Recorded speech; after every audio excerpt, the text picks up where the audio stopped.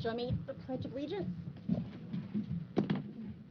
Pledge of allegiance To the flag of the United States of America, to the republic for which it stands, one nation, under God, indivisible, with liberty and justice for all. God bless America. Well, good morning and welcome, everyone. If we'll go ahead and do the determination of voting members. Melanie Anderson. Present. Tommy Clay. John Gilliland. Present. Harry Moldenhauer. Present. Steve Nelson.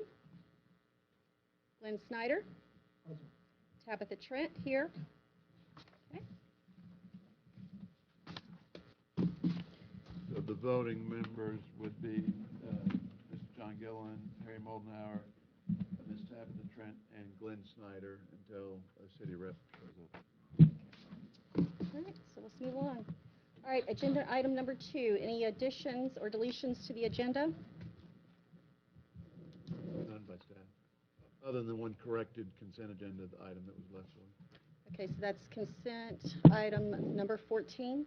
Okay, did you have anything you wanted to add? Oh, okay, I thought I said you would raise your hand. All right, if that be the case, let's move on to item number 3.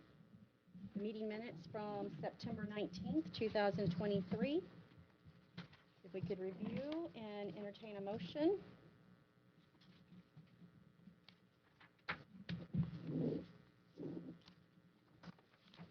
Questions, comments on the minutes? I move that the minutes from September 19th be approved.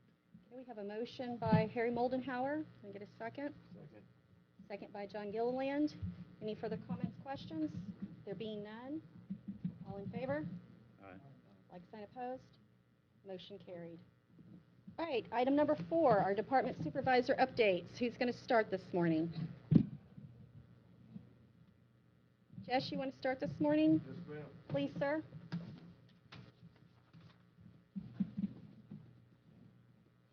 Good morning. Good morning. How are y'all? Good, how are you? Great. Good dog working weather. It is. Great. Yeah, you got that right. Yesterday was fantastic, wasn't it? It was. It was. So bring us up to speed, sir, since we've last met. Still got a full crew. I mean, the morale, the guys are doing good. We have a lot of jobs. Got a lot of construction going on, which, adds to some of our work. It's been kind of wet, so we're kind of waiting on to do a few things, locate stuff like that, to lay a couple short water lines and do a couple water services. But other than that, we're busy. So everything's on track? You're not delayed because of the wetness? Okay. No, ma'am. No, ma'am. Very good. So we got just a lot to do. And I heard you say you have a full staff. Full staff. All right. Any issues at all? No, I don't think so. They're happy. Overly joyed about the, additional with the insurance and stuff. And then, I think, stuff in the budget that they've heard about or whatever. I think they're excited about that. And Okay, very good. That's what we like to hear. Any other questions for Mr. Manson from the board members? Yes. Drove around this past week. I know you're doing a fantastic job. I think we need to expand more on the maintenance. So what I saw with respect to hydrants being in the back, too much brush around it, etc. Noticed a lot of rust. Noticed a couple of our vehicles. There's a blue, pardon my ignorance. It's a pump out truck. I saw it yesterday. It needs to be spruced up a little bit. Okay. It's the maintenance portion that I'm looking at. So if we maintain it properly, we're not going to have an expense, down the road. I know that we share with the fire department with respect to the hydrants being repainted so that they can be seen properly. There is a problem that I'm noticing in the downtown area where people are vagrantly parking in front of the hydrants. And I think that needs to be addressed that, God forbid, there was a fire or something, then no one's gonna be able to get to the hydrant. Somebody's gonna find the car totally smashed, because if I'm not mistaken, the city or the county has the right to throw a hose right through the vehicle. But, and we need to find this out, I was told that the hydrants need to be painted red. Is that true, John? No, sir. No, sir, I'm It aware. doesn't matter what color the hydrant is painted? They're color coded, aren't they? The yellow right now, yellow and somewhat with pink for the recognition of cancer, which is fine, I have no problem with that. But my concern is for the citizens and the shop owners that, God forbid, there is a fire, that people understand they're not supposed to park in front of a hydrant, plain and simple. That's all. I can convey that message to the city administrator Okay. and the county administrator. Right.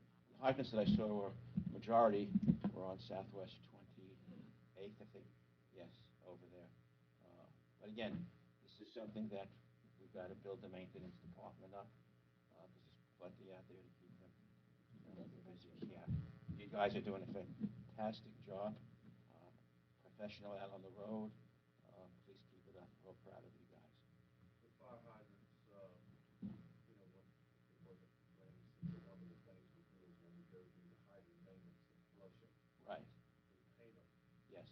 But you can only, you go and clean them, and then you take them clean, and you go back and paint them. Correct. Has to be a day when, you can't have any rain. Sure, yes, you got to dry out. And And, the green you see on them, that's the highest pressure we have. The Right. orange is the middle. Okay. The red would be the lowest. Right.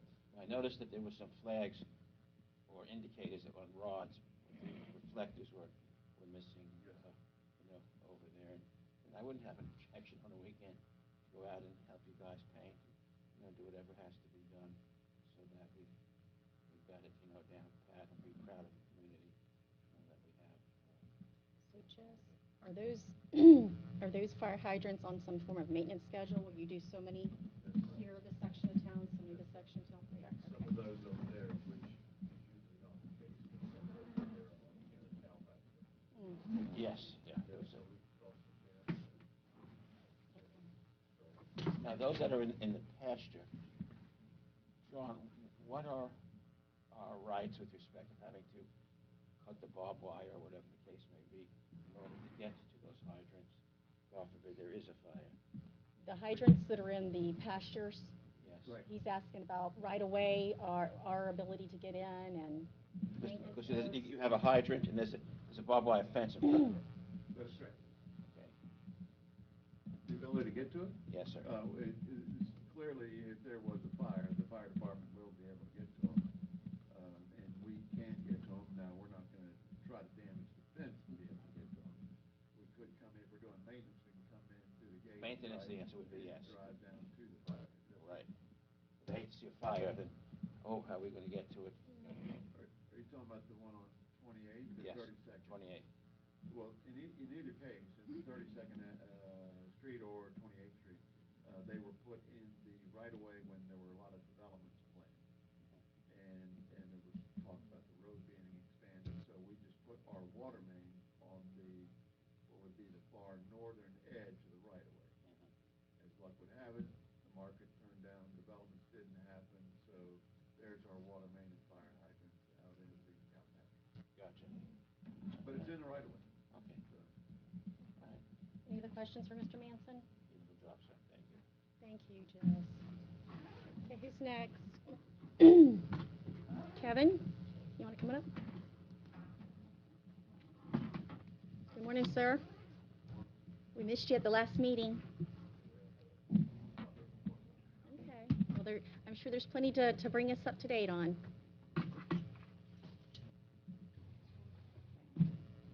Well, everything's going good down there. We did get one more operator pass this test, Good. so the rest of them are, gotta get their time, so. We've had one pass it, but he needs time to get it, gotta have a year. All the guys seem to be happy, they all do a good job, pretty good bunch of guys down there. So are you full staffed? Yes. You are? Okay. And all the folks have taken their test and, No, not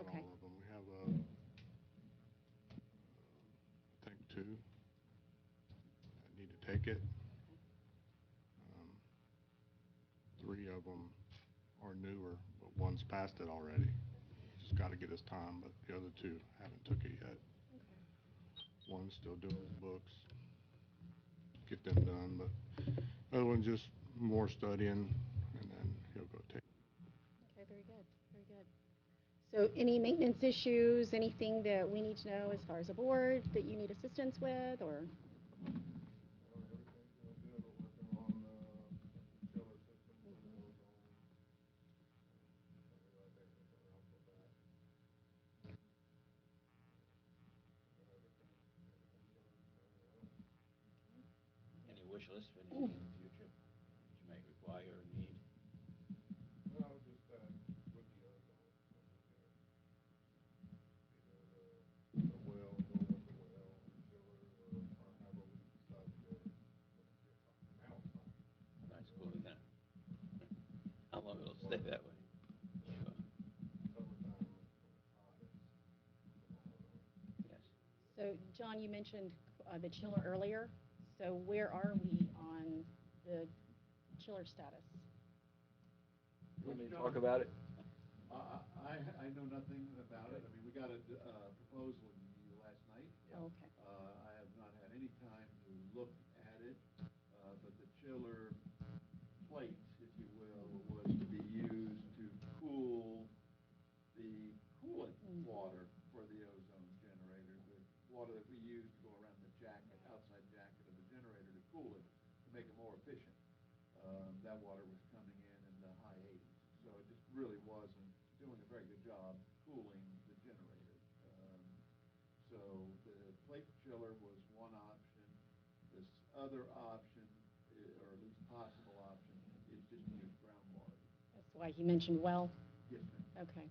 So between the two, we'll, we got to kind of sort through it, how well, I mean, the plate chiller will obviously get the water cool, but there is the upfront cost of buying the chiller, the operating cost for the chiller. The well, you have the upfront cost of permitting and digging a well, and then, pumping. So it's, there's still a lot to be worked through. So I can talk a little bit about that, because I went and visited with Steve Walker after a meeting last time.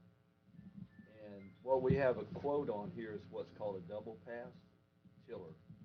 So typically, how that would work is the first pass would be with well water, and the second pass could be with a chiller. So if your well water didn't bring your temperature down enough, you could run chilled water through the second side of it. I checked several wells around the county to get water temperature coming out of the ground.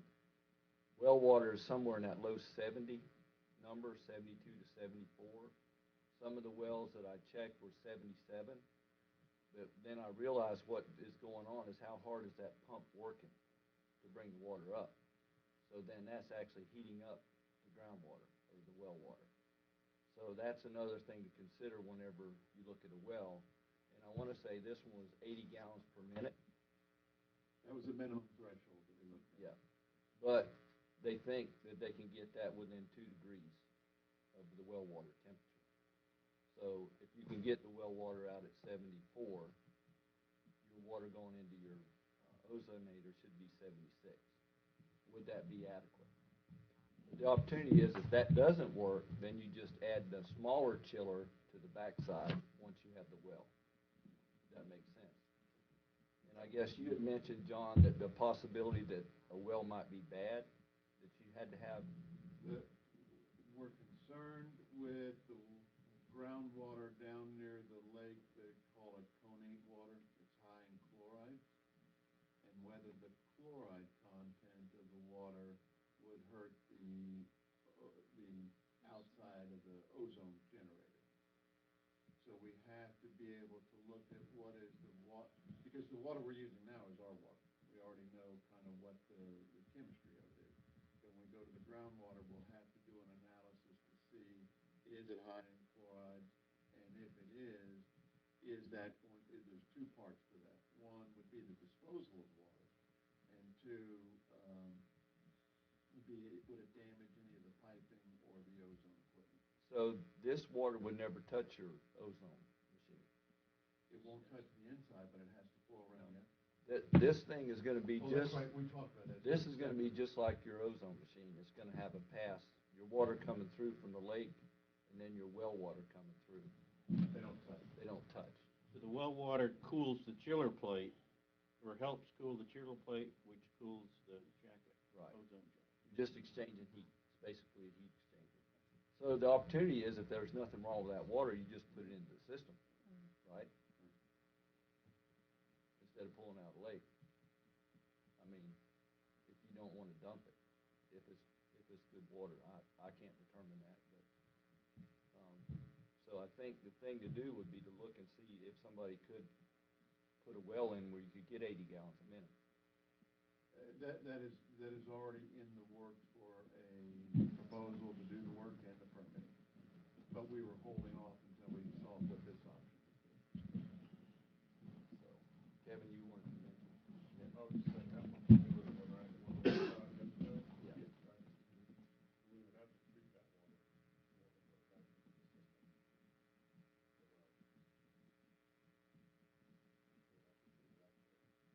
Just like it came out of the lake. Yeah, sent back to raw water area. You have to be sent back to a raw water area to go through the system. Yeah. Well, where the ozone water comes in, it's after the treatment unit.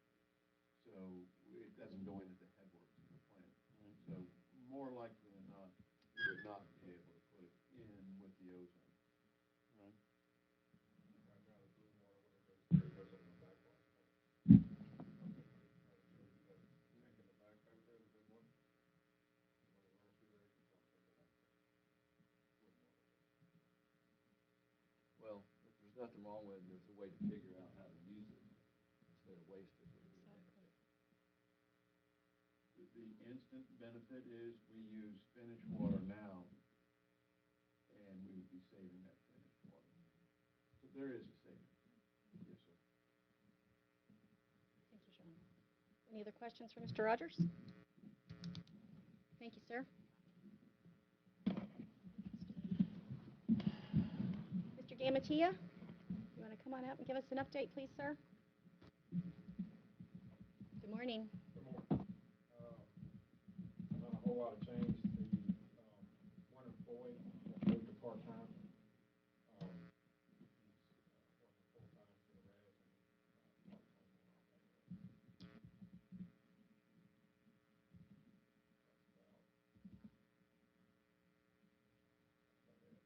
Okay, so you're fully staffed at this point? Yes. Okay. All right. And you think everything's going to work fine with him going part-time and working this other shift? Yes, that's actually a big help. Okay. Because of the days and stuff. So that's a big help for us. Any questions for Mr. Gamatia from the board? John?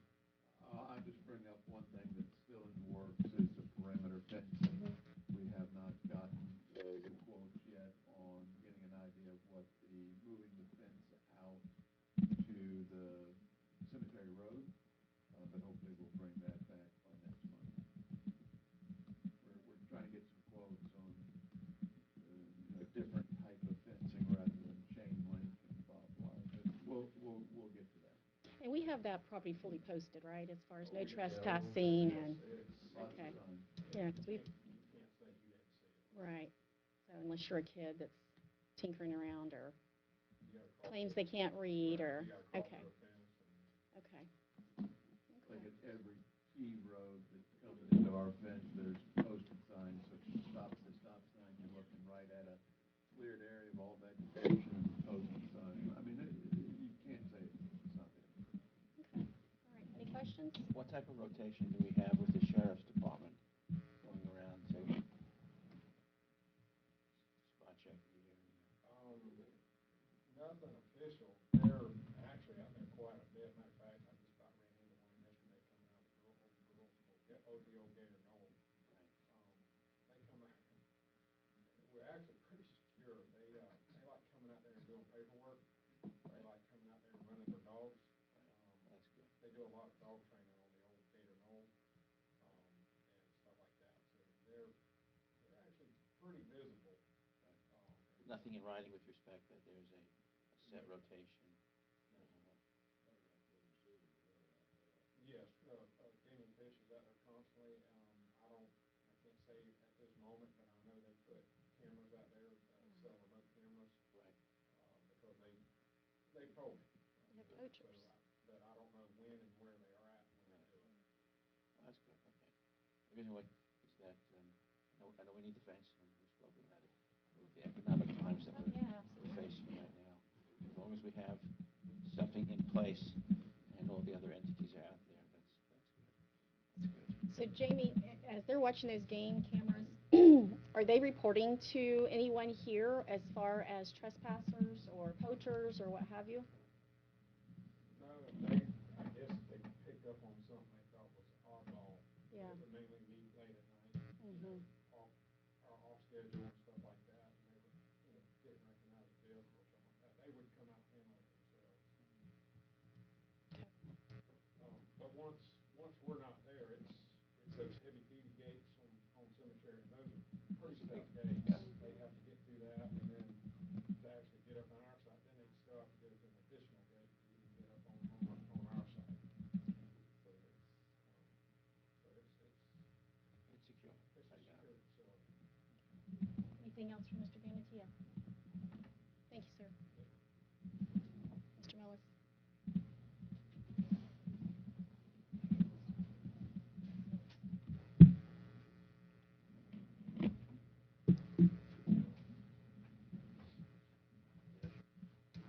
I'll incorporate this in next month board packet. That way I can minimize the time. That'd be great. I'd like to have electronic.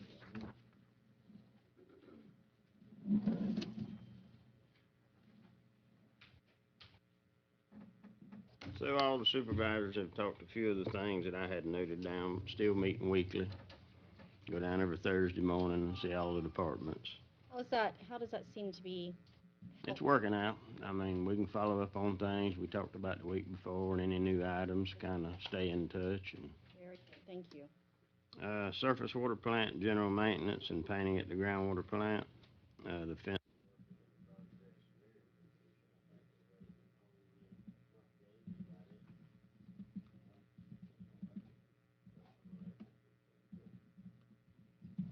We had some fuel storage tank inspections, they went well on our generator.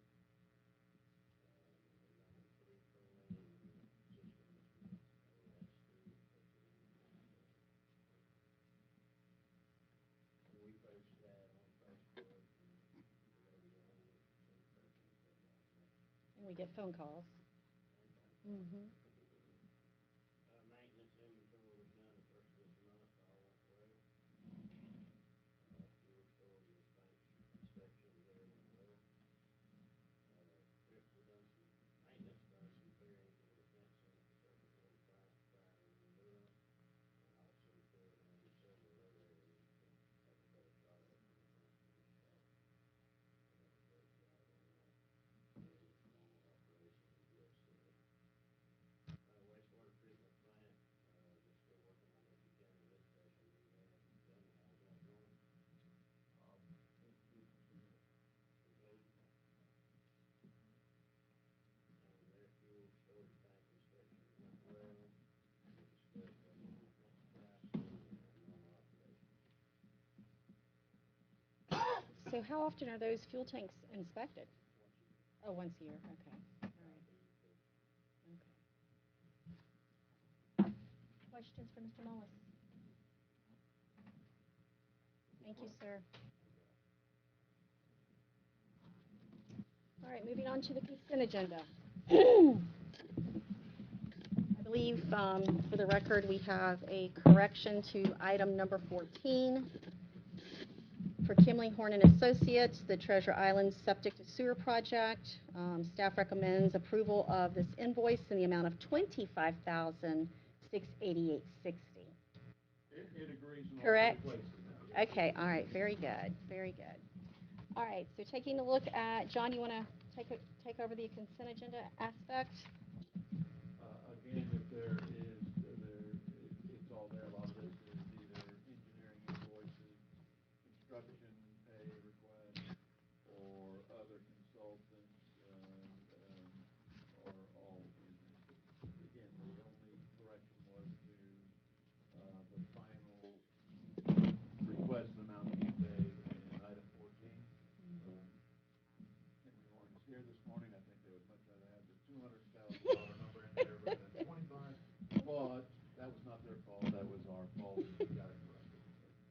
Very good. Any questions from the board on the consent agenda?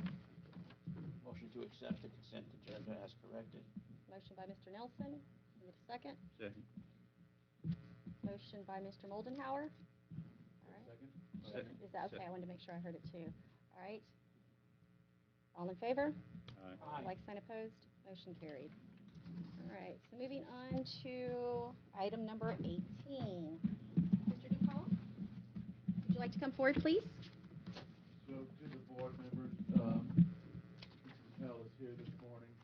I put in your board package, a sample of where his form that he filled out to request to speak, and an example of where his bill went up to, and the flows that increased in the reporting period from, July 1st through August, 16th.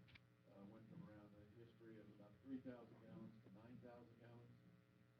Wherever the water was being used or leaked continued from the period of August 16th through September 19th, to a total of 47,000 gallons.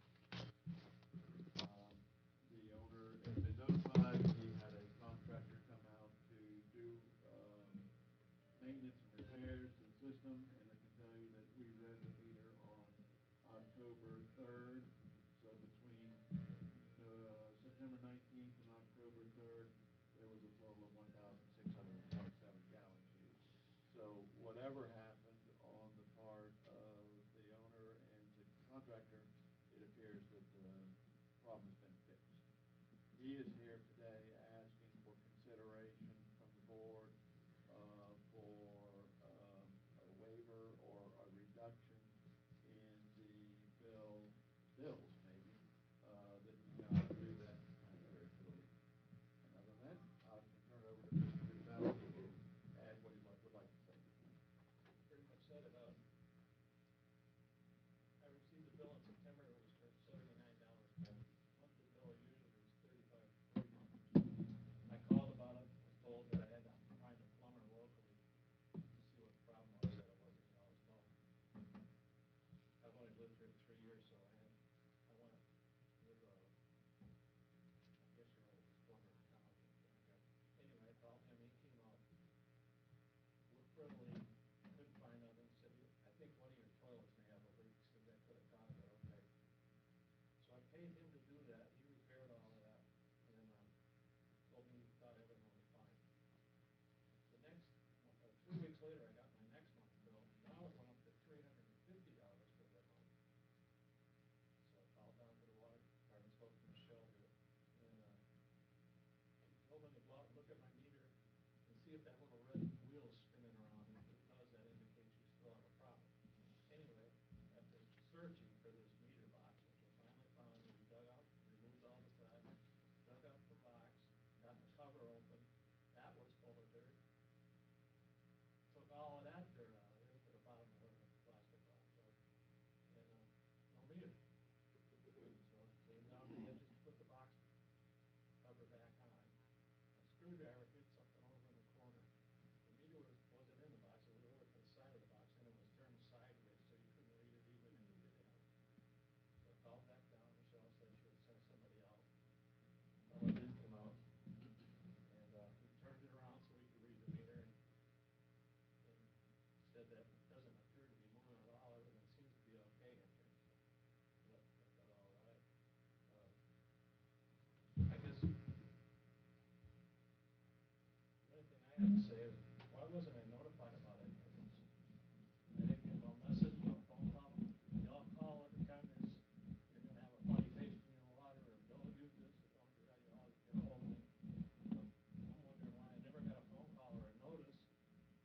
Hey, your water's going crazy at your house, something. I'm in my yard every single day. I see the meter reader go by when he comes by.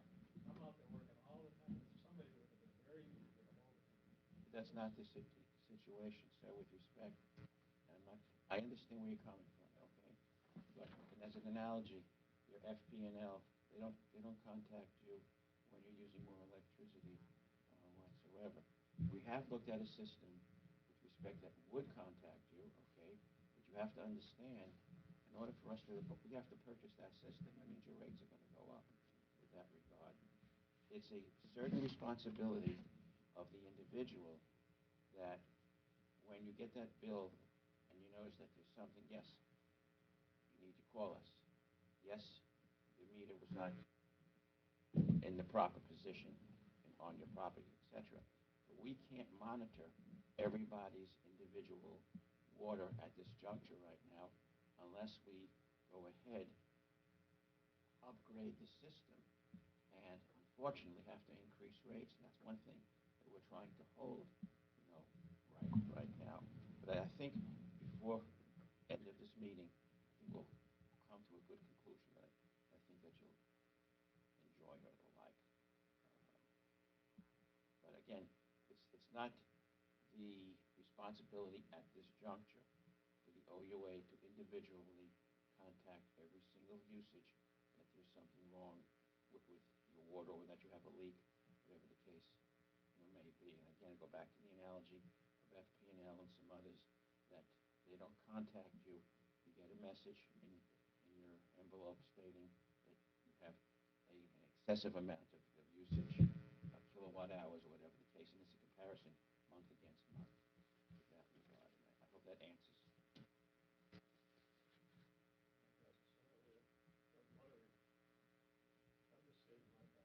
think that if you're reading meters and you see that something like that has happened, that's a year's worth of water. Went through my system in 1 month, and that doesn't. But you used the water, sir. We didn't use the water. Okay? You have to have a certain amount of responsibility on your side. I've been there also, okay, when I've had a leak, or when my pool emptied out, and that was my fault, and I had to pay $500, $600, $700, okay? That's my responsibility. I don't expect my entity to be the one looking over me all the time. The same way that I'm in the medical profession, okay, that I have to be responsible for my body, for my blood workup, etc. I don't expect my physician to be the one constantly, looking after me. But let's just go through this over here, see if we can come to a compromise that you're happy and we're happy. Thank you, Mr. Nelson. John? So let me add this for Mr. Pell's benefit, and certainly the board and the members of the public that are here. If there is a high read, and the question is that we always have to get to, where is a high read? We do notify the owners either with a knock on the door tag, or some sort. At 47,000 gallons per resident, it's probably in that borderline where we probably could have given a notice.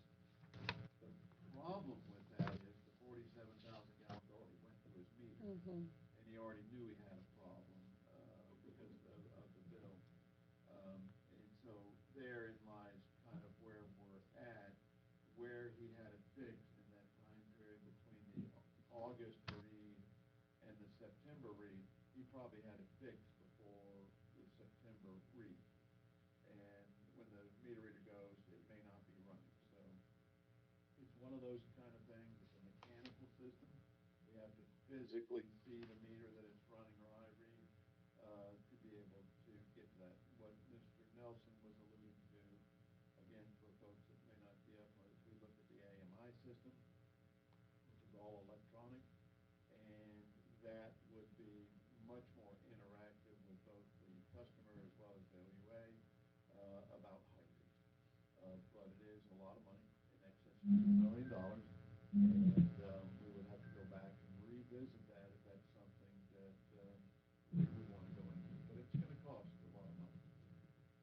But there are the benefits, the electronic notification, emails, text, which would have been a benefit in this situation. But we just don't have that capability. Mr. Conley? Well, I want to know, John, was there a problem with the meter? There was no leak at the meter. The meter was not full, to my knowledge, to be tested. So mechanically, by reading it after the fact and the flow dropping back down to 1,600 gallons, it would appear that the mechanical nature of the meter is still working. No leak. I've checked it twice since you talked, and it wasn't moving that. So So the answer to your question, John, is no, I don't think there's anything wrong with the meter, either through leaking or mechanically. So there was a problem internally at the house that was discovered by the plumber, corrected. So the meter readings and the bill now is what you expected to be. I haven't got a bill yet. This is September bill. The bill I got for $79, I thought was assessed around $80, and even had one for $25. Always averaged $35, $40 a month, and that's double. And I couldn't figure out why, so that's why I started. Then I thought I resolved the problem as fast as I knew about that $79 bill. I had a plumber out there, and they gave me a lot of money to do it. And supposed to resolve everything, but then I got the bill the following 3 weeks later, and it was $350 more. That's what threw me for a loop. But keep in mind, sir, that, I know what you guys. that flow happened before the plumber got there. Right. But then the bill came later, so it's not like the bill continued to grow after you had it repaired. It all happened in that time period between when we read on, August 16th, and then we didn't read again until September 19th. So if you had the repairs done August 30th, let's say, that big bill wouldn't show up till the 19th, and you'd already used 40,000 gallons or 46,000 gallons. You follow what I'm saying? So just because the bill came in on the 19th doesn't mean the plumber didn't fix it or you didn't. It all happened before. You know what date the plumber got out there? That's what I was curious about.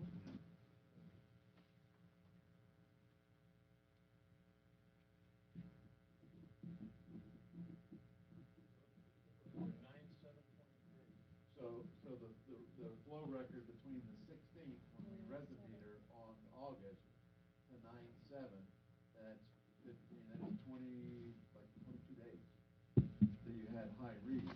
And I would suggest to you that 47,000 gallons or 45,000 went through the meter between when we read on the 16th prior to the repairs on the 7th.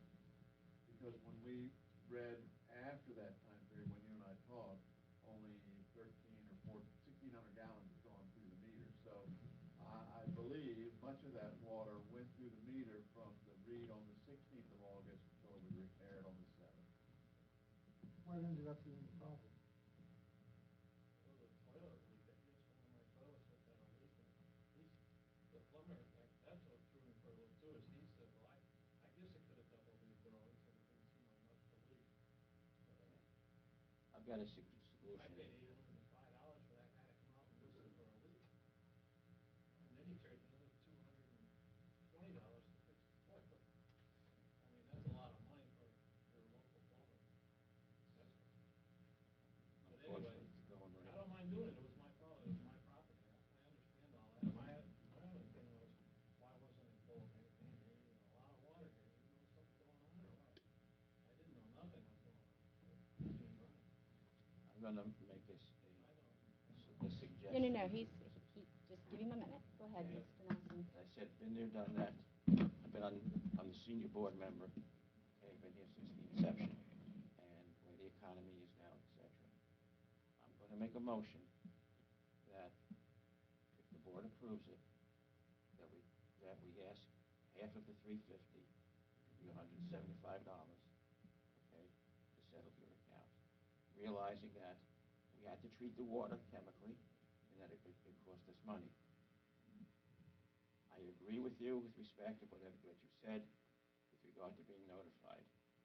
Convince the rank and file of the community to allow us to spend that money, and you'll have that opportunity to be notified, but trying to keep all of the expenses as we possibly can as low on that. So my suggestion is to the board, I'm making a proposal of charging this gentleman $175 to settle this account. So we have a motion. Motion. That's number one, and it's second. We have a second.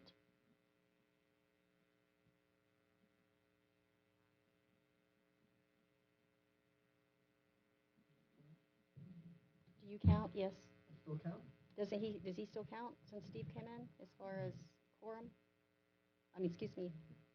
We're still missing a city. Okay, so he counts. Yes. Yes, you'll second?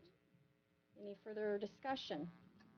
I'll have to say, I've had this happen to me twice, and I put on my big boy britches and I paid my bill. And it was my fault. And I'm sure there's other people in the county that have done the same thing. And had we start doing this, is this gonna be a regular thing, Steve? No, sir. He's not. Ken, Mr. Conley? This from a legal standpoint. Right. Not long ago, I recall a gentleman that came in the same situation. And it was an open pipe that was flowing into the rim canal behind his house. A big bill as a result of it, you can imagine. It was, you just can't do this every time there's a problem on the side of the customer. You can't set a bad precedent here. I don't recommend that you do this. You may want to work out a way, a plan of payment, but you just can't set a precedent. Then I'll withdraw my motion.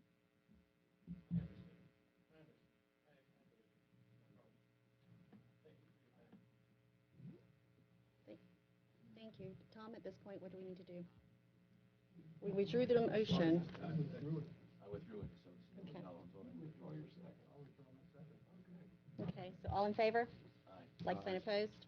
Motion carried. These are never easy decisions. There's no motion, because it was withdrawn. So we don't need to, the motion's been withdrawn. Right. No action to be taken. Okay, so no action to be taken. Okay. All right. You could have offered him a plan of payment, but don't do that. Don't set a bad precedent. You'll be here, We have somebody in here every month, you've heard it before several times. It was a kind gesture. Well, again, the only thing that we can do is when we see the high read, we do knock on doors, we door tag. The only other option is to Go ahead go back and- and revisit the AMI. Exactly, and That's it. contact That's all we Connie. can do. My understanding is that you had a meeting with somebody about AMI a The couple weeks ago? contractors always Yeah. knock on the door, and they stop by and, said it's still out there, they're eager to do the job. I spoke to them a couple of months ago. The pricing really hasn't significantly changed. No, On their part, on our part, I would say yes, because we put in more meters that they're not gonna have to do. If you remember the last time, one of the biggest problems were, we thought it was gonna cost 1.7, and it came in at 2.4, and we didn't have the loan money and the grant money for it. So the only thing that we could do now is to go back out and refile the application for the full amount that we need for loan and grant and see what comes in. But again, make sure everybody understands, I'm all for this project. I think it's a very, very good win for the OUA, because we now have automatic meter reads, we can do, messaging, we can see accounts directly, and for the client's use, they can go in and look at their own water usage and bills. I still think it's a very positive aspect for us to move forward with, but it's gonna cost some money. I agree with you. Mr. Chairman? I'm all for it too, if we can find the money to get it installed. Absolutely. I have a question. Why would there not been some sort of staff recommendation on this item? The staff recommendation was, I can't do anything about that bill, and it's strictly up to the board. That's why it came to us, because I realize that, but So I think we have a typically we have some form of recommendation from the staff, whether you agree, disagree, or this is what you need to consider. I mean, we could, if you wanted us to, this is not, it's a very subjective claim. He had a loss, I can't do anything about it. If it was a leak out in the yard and he was on our sewer system, I would automatically give him a sewer credit, because it didn't go in our system. But there is nothing that I can do. Right, I just think based on Mr. Conley's explanation, that this could have been easily dismissed without a whole lot of back and forth, and, You know, now we have a gentleman, you know, Mr. Nelson making a motion, we had a second, I think we could have avoided that. Could it not have been staff offered a payment plan? Right, something, other than, there's nothing here, other than the item itself. Staff is guided by policy. Mm-hmm, So why can't we set a policy? mm-hmm. What you'd be doing is deviating. Right, so we should have had, in my opinion, should have had something here to at least have some type of guidance there. You have new board members up here, so if those folks do not know the policy inside and out yet, You feel sorry for a customer. correct. I agree. And I understand that, but I mean, you still, if you have a break, you're asking all the other customers. Oh, I get that. It's just, I think we could have had a little more guidance on the actual item. How common is it? Maybe I would like to with new revisit board members, maybe the should have system. reminded us of the policy.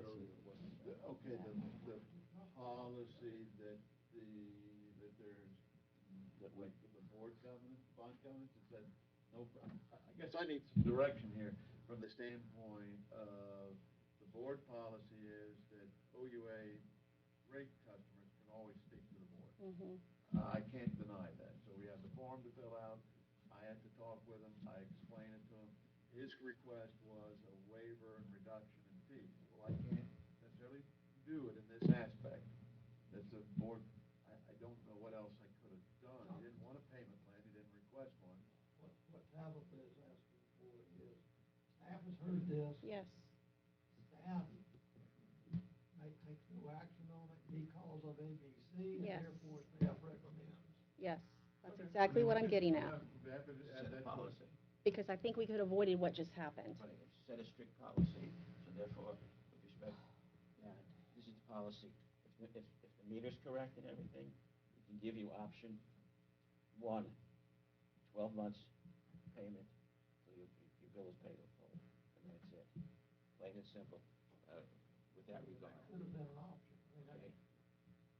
Then with respect of going back to revisit the system, to renegotiate, and I have no qualms to get involved, because I spoke to them before, I spoke to Connie. There's more money out there. Let's see if we can make this reality and not be an expensive cost, because speaking to the ladies out front, it would solve a lot of problems, their phone calls that they get with regard to the meter, my readings, so forth. Everything would be like electronically, like John said. If your water consumption is high, you get a phone call, so forth and so on. It's not gonna totally avoid that, because even when they start getting notification that their water bill is now X, or their gallons are X, you're still gonna have folks question that. But I agree 1,000%, but it's no different nowadays. When your credit card company sends you an email, your payment is due, your payment is late, we're closing your account. We have to be Oh, on the I same get that. juncture. What I'm saying is, I think something else could have been a part of the item. Of course, That's my question and my suggestion going forward. agree 100%. Okay. So from a public relations standpoint, is somebody gonna reach out to him and give him that option? Give him what option, sir? The payment plan option, has that already been given? He expressed it to me, he didn't want a payment plan, he wanted a waiver of the fees or a reduction. Right, but what he's saying, we didn't know that, so you already reached out to him and stated that, I guess, is what you're asking? Yeah, I mean, so he's disgruntled now, he's gonna go back and That's start fine. trashing the board and trashing OUA. I mean, it's a gesture of goodwill, reaching out to him and saying, okay, listen, the board couldn't do what you wanted, would you like to do a payment plan? That's still an option. And I think it would just be. A courtesy follow-up. Yes, We're gonna still have. This is a phone call. I mean, this guy walked away Yes, he did. upset because there was a motion and a second, and then we said, never mind, and he just turned around and walked away. And I think that could have been avoided, is what I'm getting at. Right. So, okay. We good? Yes. Okay, so moving on to item number 19, the finance report. Mr. Larston?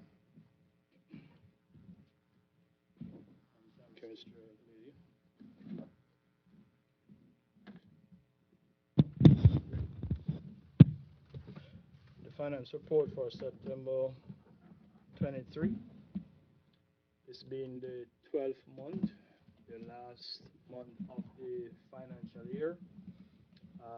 We are now presenting the financial report for the FY23 financial year. Just before going into the details, I want to add that we are still putting together some of the final touches to the accounting, and therefore there could be some adjustment, but this is our best estimate as at this date that we are now presenting to the board. So in terms of the revenue, we ended the year at $12.6 million revenue versus a budget of $12 million, and I'm speaking in rounded numbers here, of course, right? So we were approximately $600,000 on the good positive in terms of revenue. When we looked at the revenue closely, we saw that the utility revenues, which is the water and the sewer revenue, those were up by about $450,000,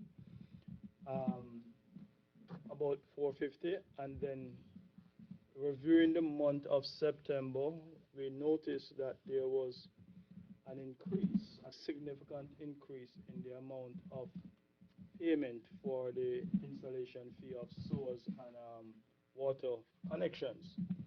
So when we digged a little closer into this information, we noticed that a number of persons tried to avoid the rate adjustment, which took effect on October 1st. Therefore, we had a spike in the connection fee, the installation fee for new connections for the Southwest system, and we had some from Pine Ridge Park as well. That accounted for some of those difference. We had about $120,000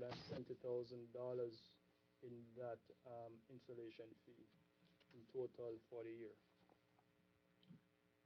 In terms of, and that's it for on the revenue side. When we come to the expense side, we saw that we ended the year with $1 million, rounded figures again here, below our budget. And this, when this in our estimate, when we reviewed two main things, or two of the issues that would have accounted for the savings. Of course, there was the management which control the expenses, which were achieved throughout the year.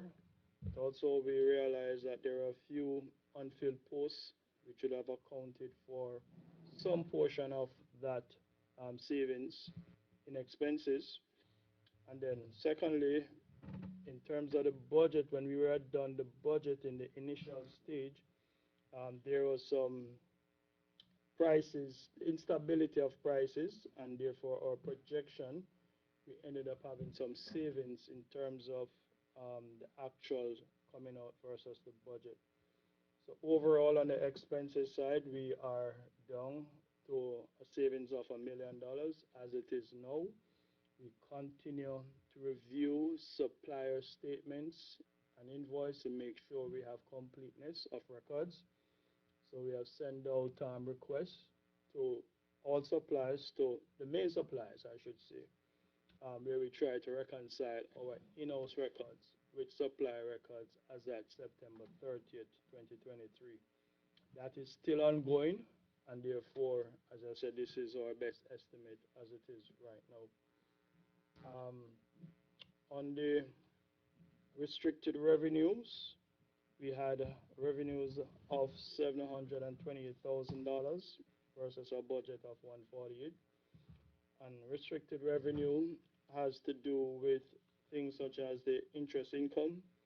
And for the interest income, we know that throughout this year, interests were increasing, and we were able to achieve a 3.6% interest from the bank versus a 0.4% that we had included in the budget. So on the interest side, we had a total here to date of $350,000.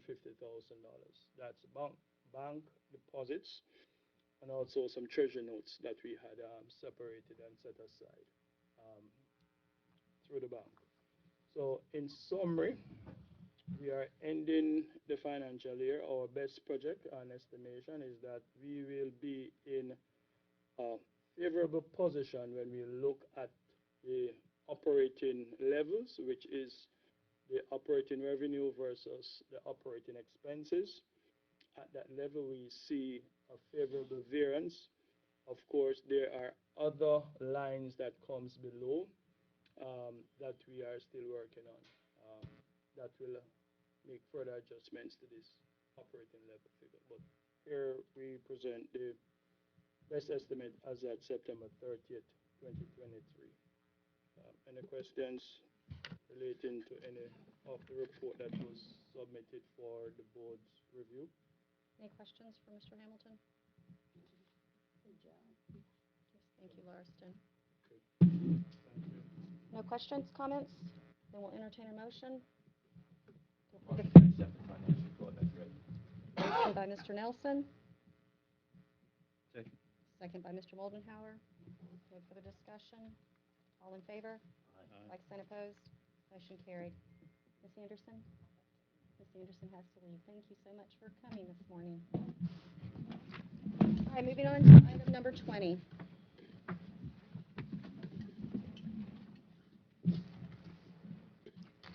Commencement of South State Bank interim finance agreement. Okay. Item number 20. This is an item which has been in the works for over 2 years in the making.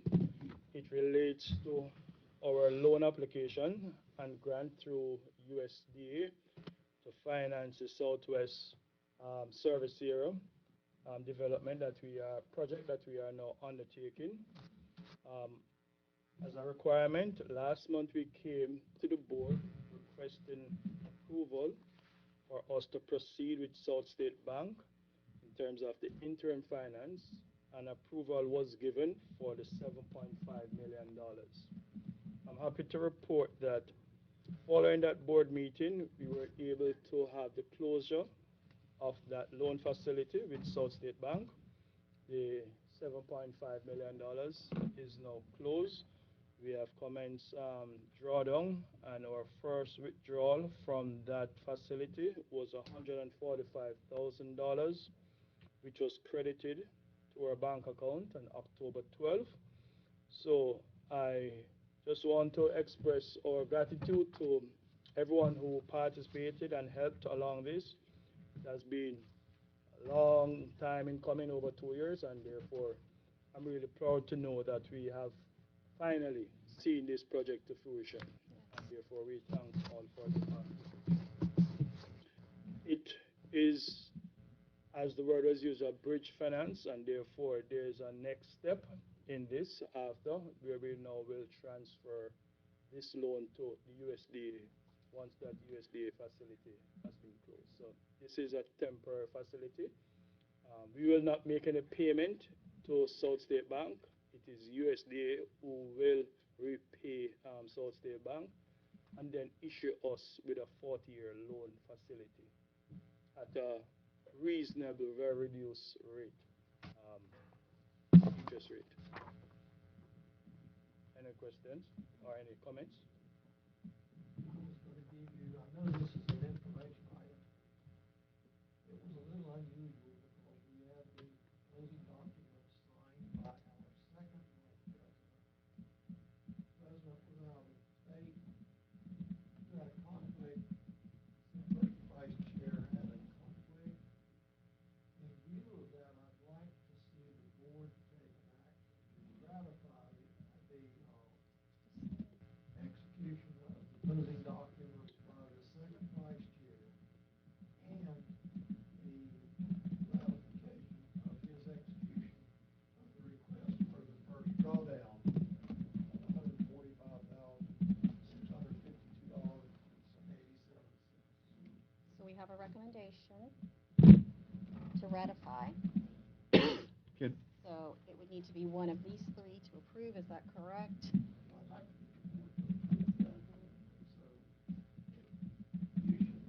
I think. Can we do it as separate motion? You can do it as two separate motions. One is approval of the execution of the document, second is approving the request for the drawdown.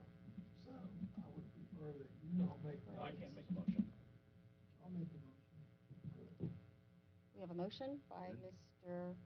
Snyder. We have a second. Second. Second by Mr. Moldenhauer. All in favor?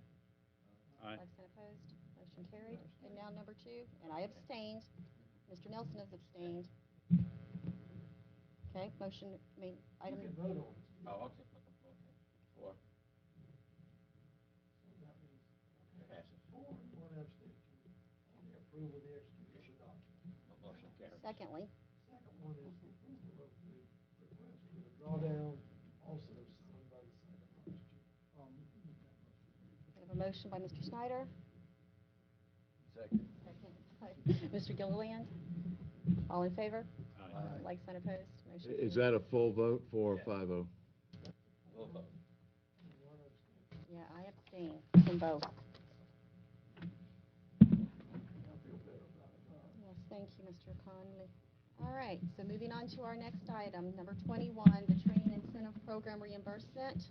Mr. Hayford? Still trying to write here and catch up to y'all.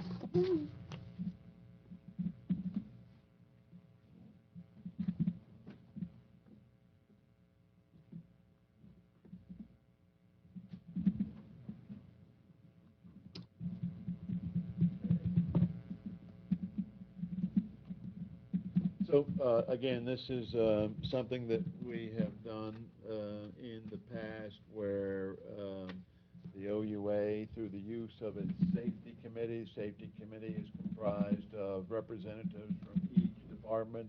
We get together and meet on a quarterly basis to talk about either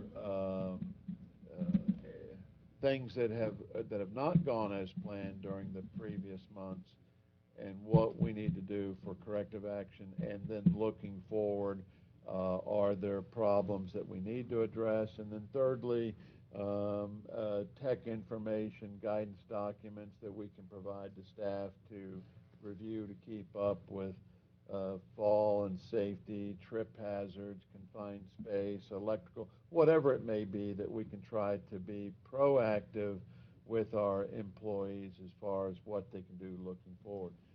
With that, with the idea that the safety committee goes through and does things like purchasing the defibrillator or whatever for the stores, or safety cones or vests or whatever, that there is the incentive program offered up by PGIT, which gives, if you will, a rebate back to the OUA for the safety features. It is a rebate that helps to lower our experience factor because we don't have accidents. In the past, it's, by board action is taken that we actually pass on that savings to each and every employee in the form of, say, a gift card. Basically, without the safety of each individual, either watching what they do or watching what others do around them, it would be a program that just doesn't work. So you can see here with what the staff recommendation would be if the board was so inclined to agree and approve that expenditure. Do you have anything to add to that, Mr. Larson?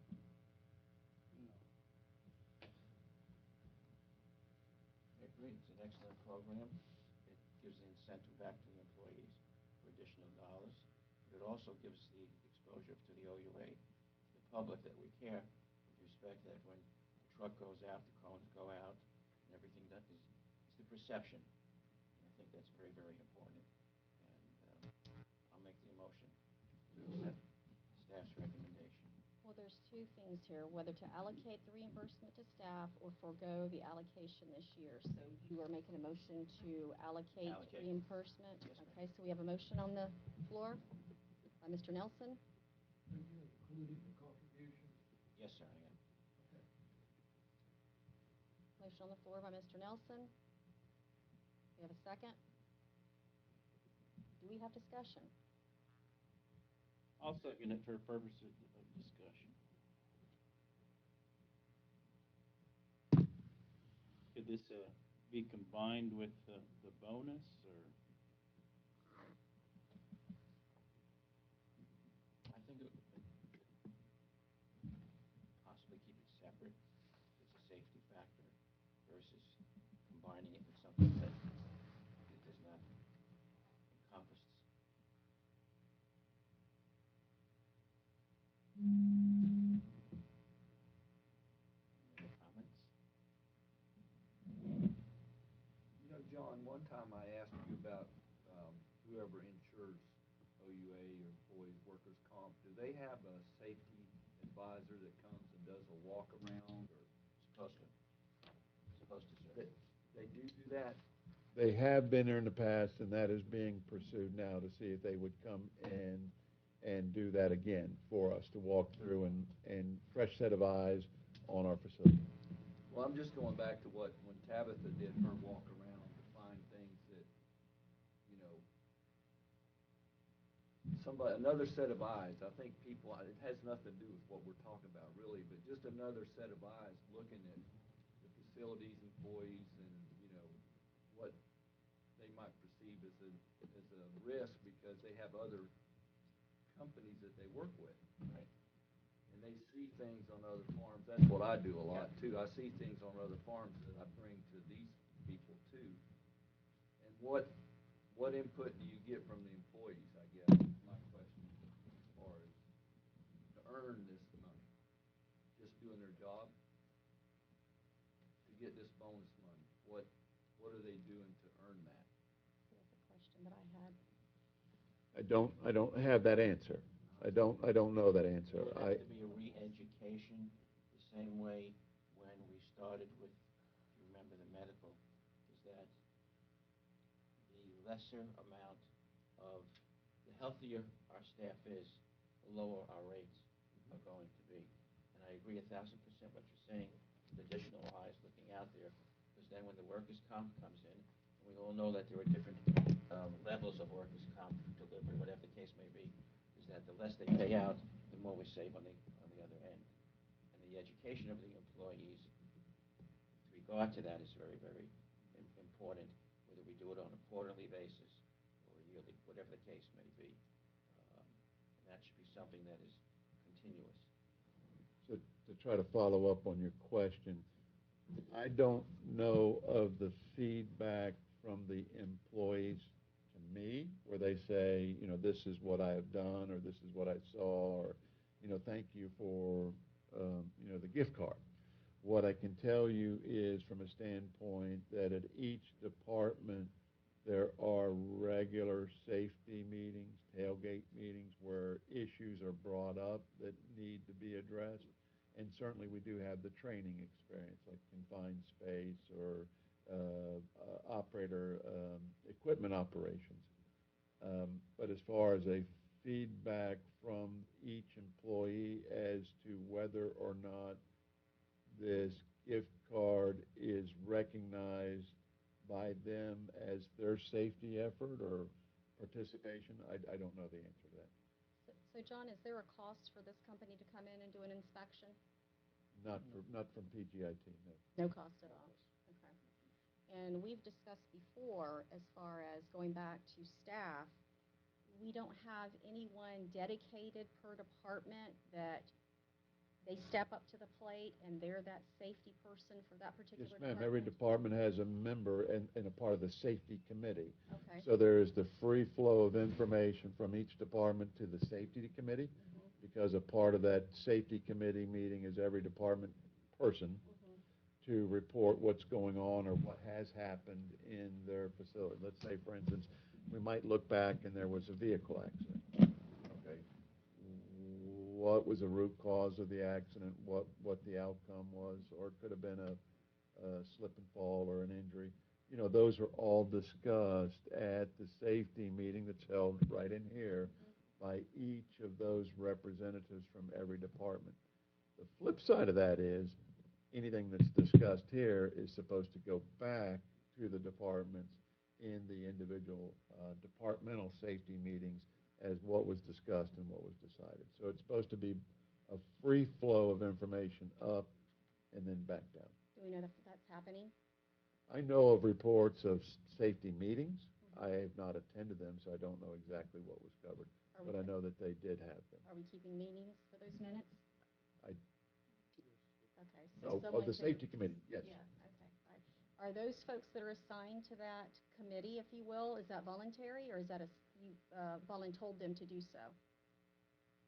I don't know the answer to that. It was a long time ago. Excuse me? Okay. So do they have the training they need to be that safety committee person?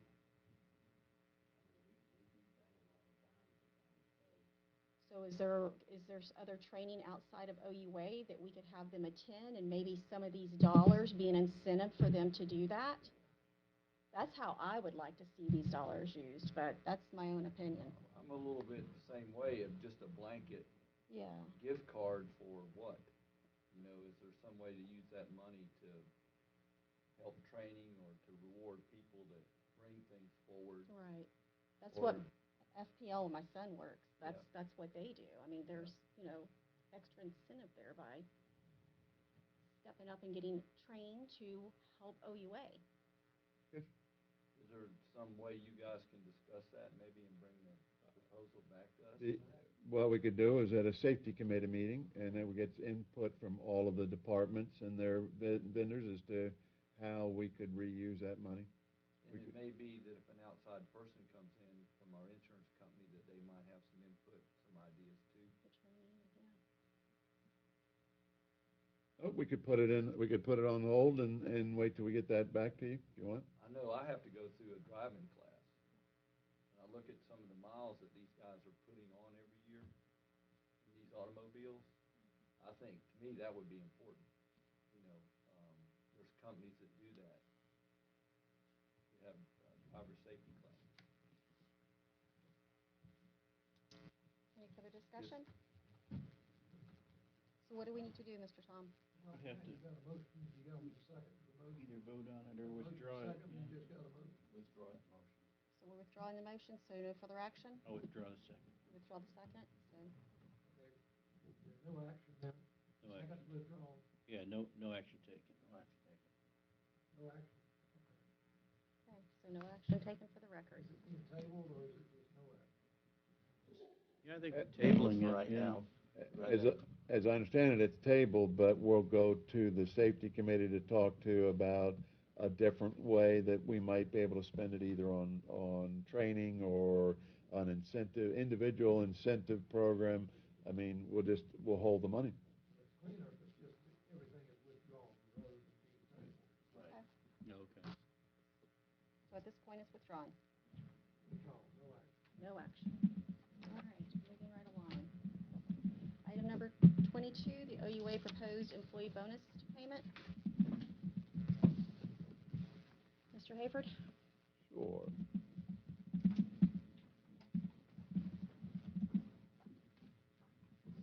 So, it is getting closer to that time of year where in years past, there was a year-end bonus plan, Christmas time, if you will, holidays.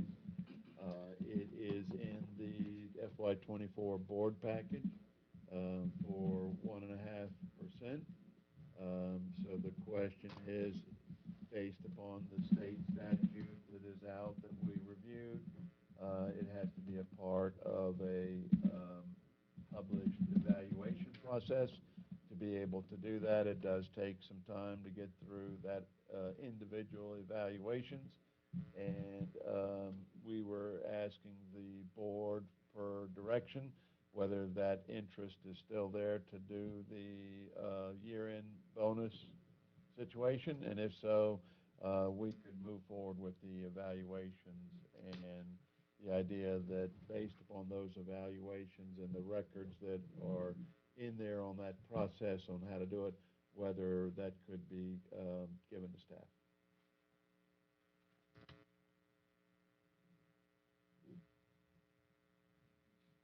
I have a question as to how did this ever become to fruition of the percentage of an employee's salary instead of like a flat bonus factor? How did that arrive at that? Mhm. Again, that was decided on previous board action. I think if I remember correctly, at one time it was a flat dollar amount, and then it was changed to the percentage of the person's salary. Because the way It I could be either way. Yeah, because the way I look at it is, those that have a much higher salary are getting a much higher bonus, but their performance hasn't changed any. I mean, we're doing an annual performance review of each employee, correct? The merit is a separate issue, yes, Correct. ma'am. Right, and that's based on performance. And this is somewhat now based upon the state statute and evaluation of that performance also. I believe, was there a survey put at each place as this morning?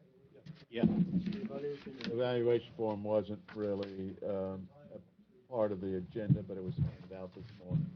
I don't know where that is. I don't see it. Did we get it? Is that what you're saying? It's at the side, behind the. Just behind this. Oh, it must be stuck in here. Hold on a second.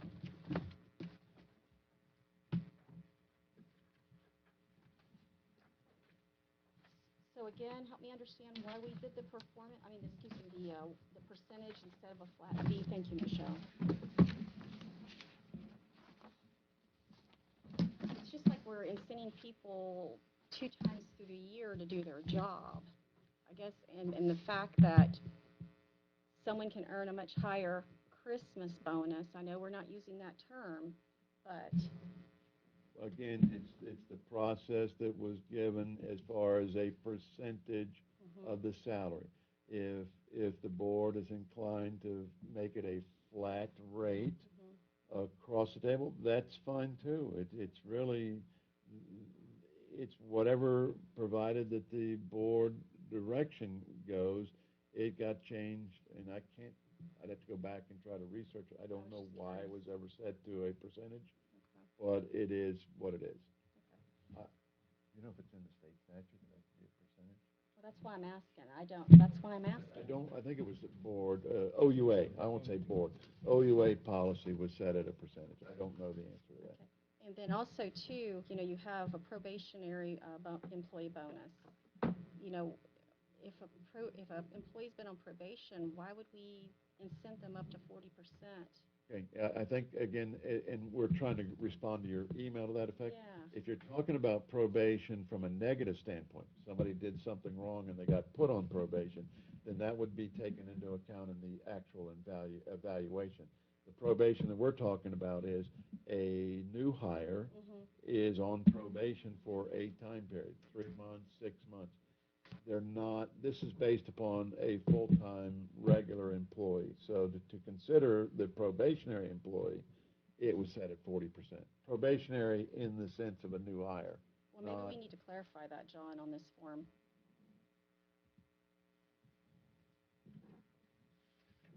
I'm looking at probationary as in someone having performance issues. Okay.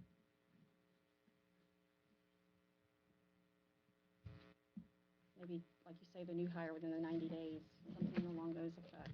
The probationary is set initially at 6 months. It could be less than that. If you're talking about a treatment plant operator, water or wastewater, they're on if they're hired as an operator, they're on probationary status until they get their license. So if I were looking at this as a new hire, and some of the employees are a 90-day versus a 6-month, I could say something that it's not clearly defined here, and I'm entitled to my portion of the bonus. It just needs to be clarified.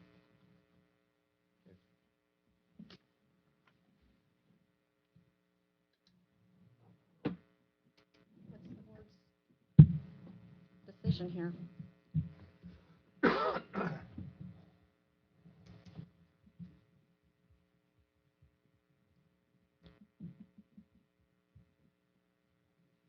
discussion, comments? I think we probably need to stay with what we're doing. I don't think we should change this right midstream. And it's, if somebody's making more money, they're probably earned it. So that extra bonus, I think, is justified in my opinion. Any other discussion? Are we good? All right, do we have a motion? Motion as stated. Motion by Mr. Nelson, Second. second by Mr. Gilliland. This is the first, there's two motions here. Okay. What is, The motion would be, You're breaking this into two parts. well, based on what we have here in the packet, the board is asked to determine if a bonus payment will be approved for fiscal year '24. Okay, is that the motion? Yes. Okay. Okay, we have a motion by Mr. Nelson and a second by Mr. Moldenhauer. All in No. favor? No. Excuse me, Mr. Gilliland, I'm sorry. All in favor? Aye. aye. Like sign opposed? Your second part of that. Yes. Okay, so we ready for the second part? Okay, all right. I'll say to extend bonus payment to seek board's approval on the approved percentage of 1.5%. We have a motion? Motion. Motion by Mr. Nelson, Second. second by Mr. Gilliland. All in favor? Aye. Like Aye. sign opposed? Motion carries. All right, very good. All right, so moving along to item number 23, survey analysis and benefits survey, Evergreen Solutions. Mr. Hayford, Mr. Hamilton?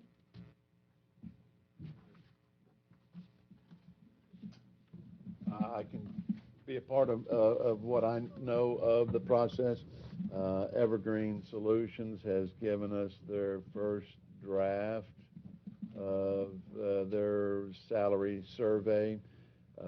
We had an internal meeting with OUA staff, including OUA board representation. We raised some questions about the survey, engaged Evergreen Solutions, Rob Williamson, to give us some answers.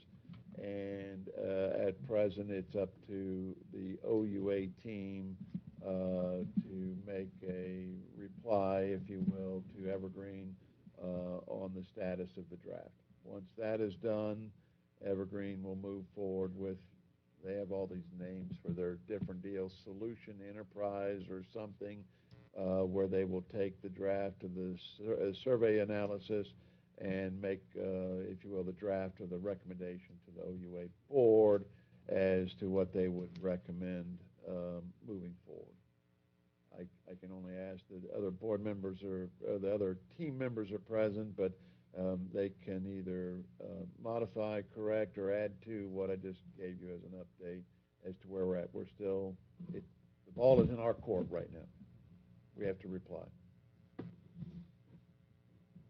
No action needed on this. It's for informational purposes only, but certainly as a part of keeping everybody up to speed as to where we're at, and if there's questions or direction, again, Larson or Tabitha could add their input into this whole evaluation process, and I will try to keep mine as positive as possible with it.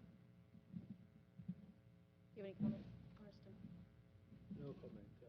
We're reviewing the data at this time, and it's in its raw state, and I think that we have to first review before we can really give an opinion. So we are still waiting on some other information to come in before we can give the opinion, or did we get everything that we needed and requested? In terms of Evergreen, they have supplied to us what they consider to be the required information. But upon review, we think that we need to go back to them to have them revisit the file that they have sent. So we're going through it to make sure before we go back to them. But I think we have a number of questions remaining to be asked. Any further comments? Well, I mean, again, trying to expand a little bit upon that, and again, slightly tainted viewpoint on my part with regards to Evergreen, but when they sent out their request for salary information, it was in the August timeframe, and they did not ask these people as to whether or not there were going to be salary adjustments made as of 1 October. They didn't feel it was, I don't know what their reasoning was. But we're since finding out that a lot of the and I shouldn't say a lot, some of the references that they're using had 6% pay raises as of 1 October. That, if they don't take that into consideration, that is a major impact on where we are at, because this board, this company has been very, very proactive in adjusting salaries. And so if they come back where they came back showing that we're ahead of the curve, In some areas, yes. but they don't take into account these pay raises that some of their peers have used, then, my own opinion, it's somewhat suspect. So that's the dilemma I'm having with their report, that whether or not they should have or didn't, I mean, that's beside the point. For me to look at it, I would like to make sure I'm looking at current data, so that the report that they give us is in fact at the time they give it to us, it's valid.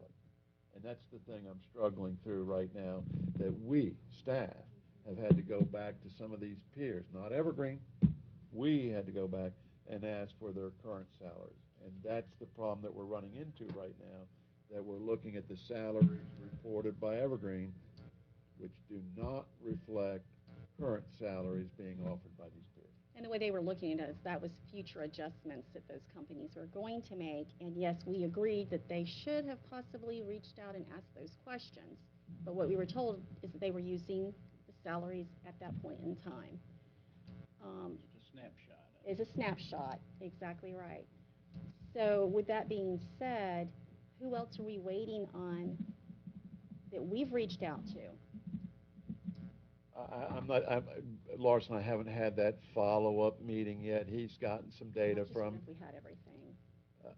I don't know. I think Okay. it's a point that we still have to have another meeting to say, here's what I was able to get. He'll say, this is what we had. How are those numbers different than what Evergreen submitted? It's going to be very, very time consuming, but we have not done that yet. And it is something we knew we were not going to meet this Deadline. date for this meeting, and now we're trying to get something to them within the next week so that we can make it by the November meeting. But it's just, just looking at the data, it was just. Did we ask them to go back and reach out to these other agencies that you reached out to? Did we ask Rob to go back and update their information? I don't think so. So we took that upon ourselves to do instead of forcing our hand. Well, Okay. the hand was forced by me in the meeting we had with him, and he said that's not something that they would do, that they would look forward and say, well, it's August, and we know every public agency we're dealing with is in the thick of their budget, and we didn't ask them. Okay. And I thought it would have been a very obvious question to ask. Don't ever assume. But, well, I mean, if these guys are as hot as they say they are, I would have thought they would have known to ask that. Yeah. But they didn't, and, okay, great, we can fix it. We can ask, and we did. I mean, I know we divvied up a couple people, and he went to some, and I went to some, and we got some information. And I can speak for the ones that, I know right now, they had a 6% pay raise as of 1 October. Yep. That's huge. It is. So, And we want to make sure our folks are being paid fairly based on the information we're collecting, so. well, I don't like the inference from them that says our people are ahead of the curve or overpaid. Yeah. When in fact, they might be right in the middle of it, or they might Right. still be under. Exactly right. And so, I want and it's nothing on, I just want to make sure the data's right. Correct. So that the product that we get, the work product, is in fact very viable and useful, because we're going to use this for months. There's a lot depending upon this study, evaluation of employee benefits. that are being held up until this is done. Right. They've brought up some interesting parts. Again, in John Hayford's world, it's kind of a different way to look at it. But they offered up that there are agencies that don't do across-the-board healthcare payments. You know, we've had this discussion this morning. Well, is it a flat rate or a percentage? Well, we've elected to use a flat rate, $1,100 a month per employee. They're coming back saying there's benefit packages being offered up between single employees, employees with family, and employees that are married, and they offer different rates. Now, John Hayford's viewpoint is, you know, look at that, it might be discriminatory. But they said that's what folks are doing now. So, you know, eyes get opened a little wider when you hear some of this data that we don't do. Rob Williamson's comment to us is we're probably in the better that we don't differentiate between single employees, married employees, or employees with family. It's just across the board. But if you're going to be looking at options and benefits and whatever, it is something that other folks are offering, and we don't. So the suggestion is the 1,100 could go down for single employees and go higher for employees with children and families. I just don't know if that's somewhere we want to go. So it's kind of the dilemma that we're in. We get a lot of, you know, positive and different information from this process that we're kind of unaware. And I don't know where it's going to land. And I do not know how these two folks feel about the health care benefits, but it was eye-opening to me. Yeah. Well, we're learning things through the process ourselves, so it's been interesting. That's what we asked for. That's exactly right. That's exactly right.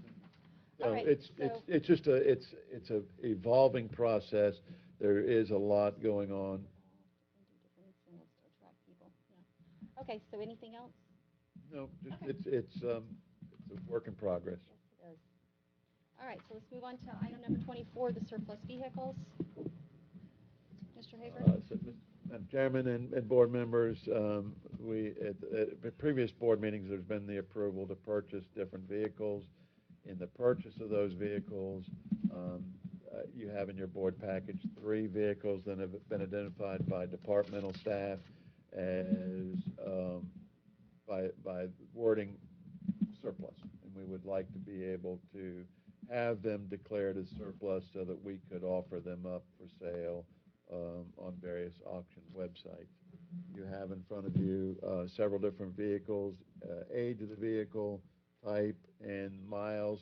And again, from a departmental standpoint, asking that if the board could declare these vehicles as surplus so that we could offer them up for sale.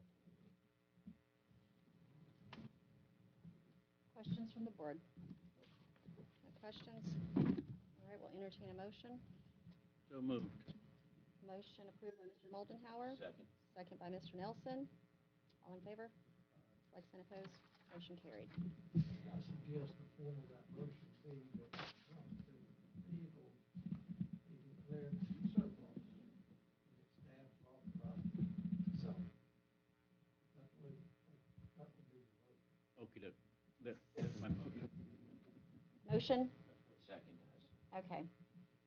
All in favor? Aye. Like sign opposed. All right. Thank you, Mr. Conley. We're trying to keep that straight. All right, number 25, public comments. Do we have anyone from the public with comments?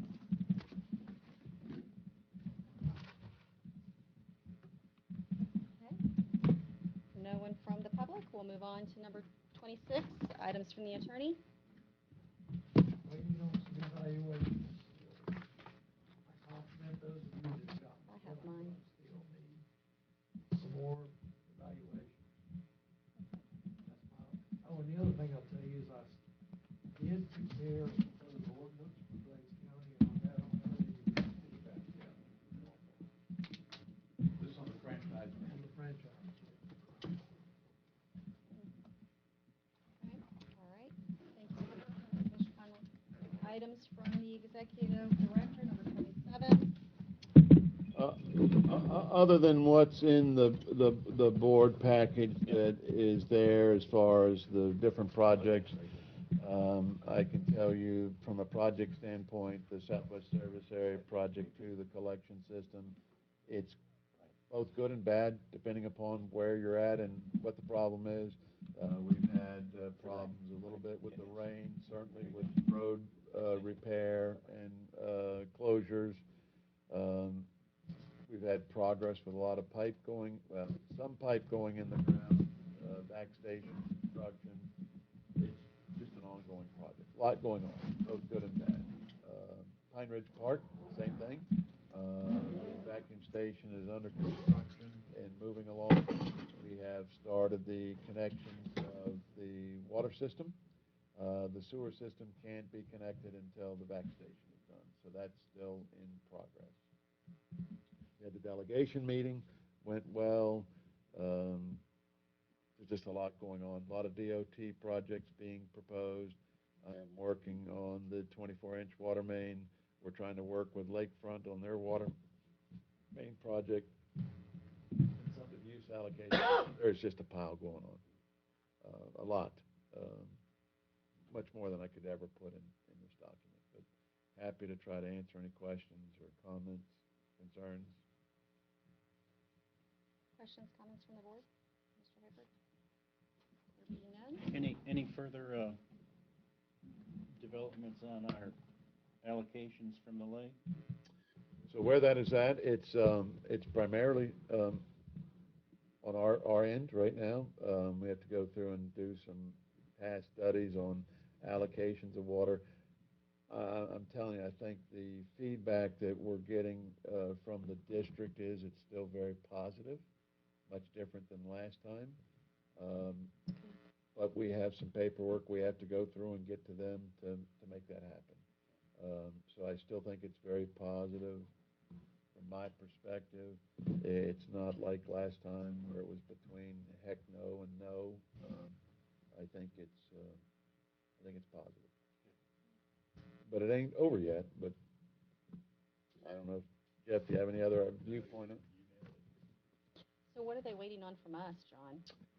There is some historic use, like per capita consumption. There were 3 forms that need to be filled out.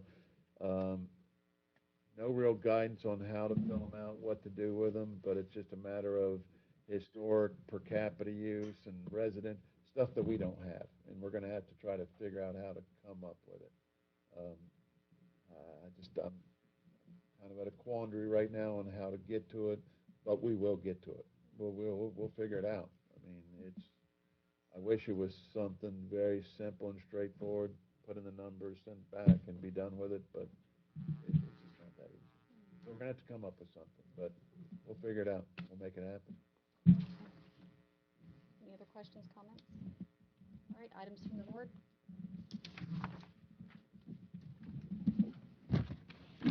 Just had a couple of meetings and conversations with the lobbyist Connie. There's some more dollars out there. Spoke to the chairperson with regard to finding some extra dollars for the hookups from the homes. Supposedly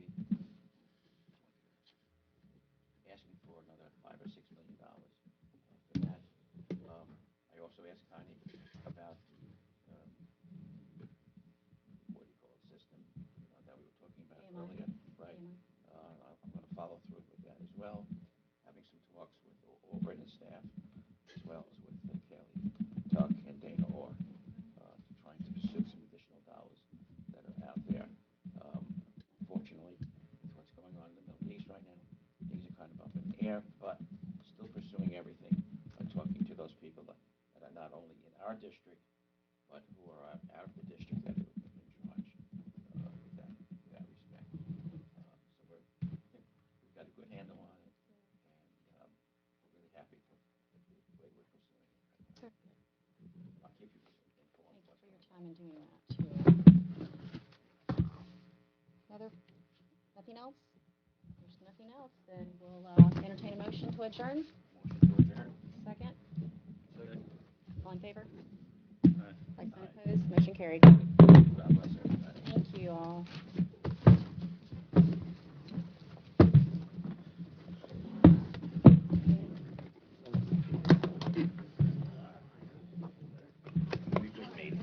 Yeah. Now go enjoy a beautiful day outside.